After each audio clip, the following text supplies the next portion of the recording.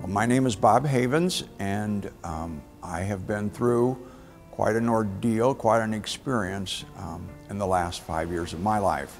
On September the 29th, 2009, I went to the doctor not feeling good, just feeling like maybe I had the flu or just had a cold or something. And I went there, and even in the time that I was in the waiting room with the doctor, it happened so quickly that I couldn't walk back to the examining room. They had to take me back with a wheelchair.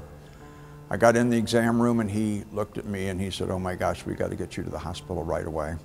They took me to the emergency room immediately, and I do remember the ladies talking to me and taking my temperature and my blood pressure, and then they gave me an IV like they always do in hospitals. You know, the first thing they do is give you an IV for something. And actually that's the last thing I remember for 58 days. I went unconscious for 58 days. Later to find out, my wife told me that on October the 5th, 6 days after I went in the hospital, was the first time the doctor came in and said, "Your husband's going to die tonight." He was terribly, terribly sick. They told us during our first day that he would not make it. They kind of danced around it a lot and told us a lot of different ways, and finally I asked one of the doctors what he meant. And he said, "I mean he's not going to make it."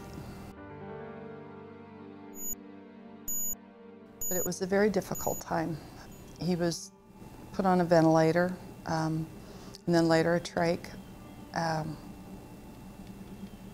We didn't really think he would make it. So I went through a lot there and was unconscious. They said I had total pulmonary failure. My body shut down.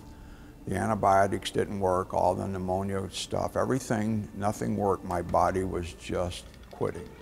So I was unconscious for 58 days. Then I woke up, and I remember the first thing I saw was my wife and said, "Wow, that was a long time." And she goes, "You have no idea." From that point on, I was conscious and mentally awake, but I couldn't move. I couldn't do any of the functions that people do. I remember the doctor asking me if I could wiggle my toes or my fingers, and I could not. And so I asked him, "Am I paralyzed?" And he said, "Oh, no, you're not paralyzed.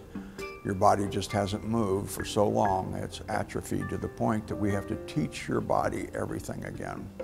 So then after I became conscious, we started, let's see how far we can go and what we can do. So I started rehab.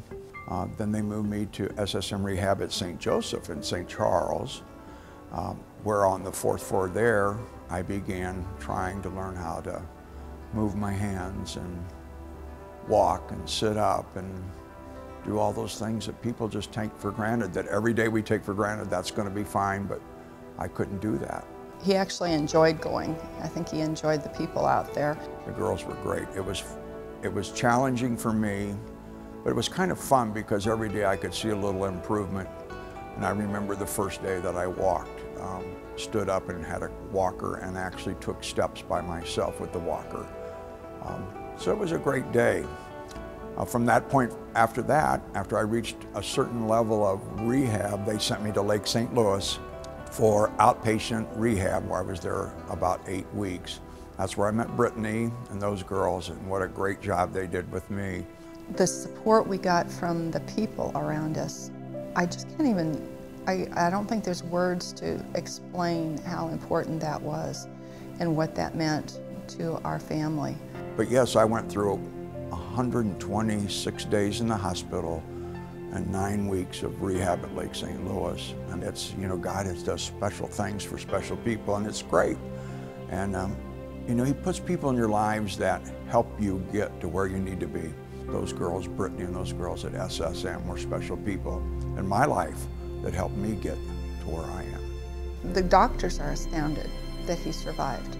It made all the difference. I think that without his faith, Bob has a strong character, but character only takes you so far. This was truly a miracle that he survived, and that especially that he is able to function fully.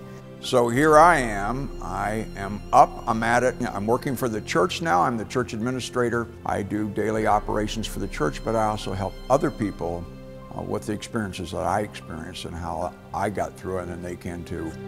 So here I am, and it's working well.